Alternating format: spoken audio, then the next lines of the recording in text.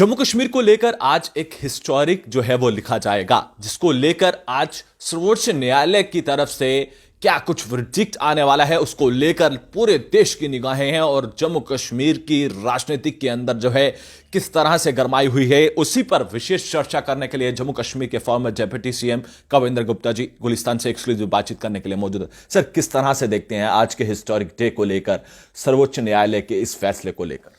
देखिए, हम सब जानते हैं कि 5 अगस्त 2019 को भारतीय जनता पार्टी की सरकार ने लोकसभा और राज्यसभा में इस प्रस्ताव को ला करके बहुमत से धारा 370 को निरस्त किया है।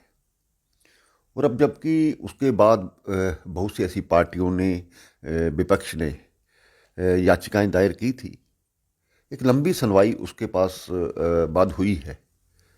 उन सभी को मद्देनज़र रखते हुए पक्ष और विपक्ष ने अपनी बातें कही थी, दलीलें दी थी।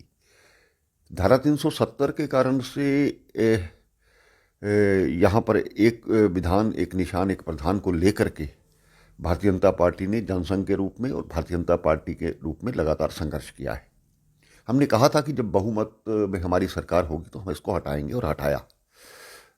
अब जबकि मेरा ये मानना है कि इस धारा 370 के कारण से भ्रष्टाचार, परिवारवाद, आतंकवाद, पाकिस्तान परस्ती, ये सब जो पूरी तरह से जुड़ाव होना चाहिए था, उसको उस वक्त की केंद्र सरकारों ने और राज्य सरकारों ने जानबूझ करके वहाँ पर माहौल ख़राब करने की कोशिश की।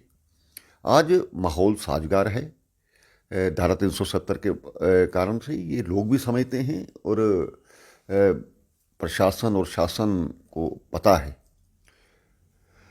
और ये भी मानना चाहिए कि इसके कारण से वेस्ट पाकिस्तान रेफ्यूजीज़ थे, जो इसके अलावा जो गोरखा समाज था, वाल्मीकि समाज था, उनके बच्चे पढ़ भी जाते थे लेकिन नौकरी नहीं थी।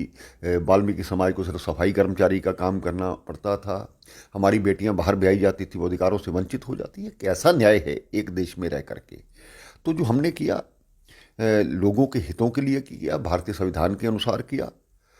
तो विश्वास करते हैं कि जो सुप्रीम कोर्ट माननीय न्यायालय का फैसला होगा वो लोगों के हित में होगा।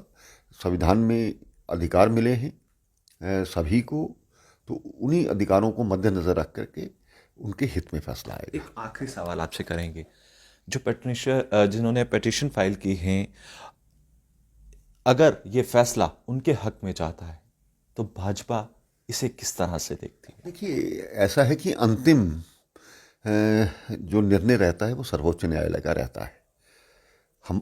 उनका जो भी फैसला होगा वो भारतीय जनता पार्टी को मान्य होगा। हमने एक संविधान के दायरे में इसको हटाया है। अब माननीय सुप्रीम कोर्ट का क्या वर्डिक्ट आता है उसके बाद ही कुछ कहा जा सकता है। चलिए, बहुत बहुत शुक्रिया बातचीत करने के लिए।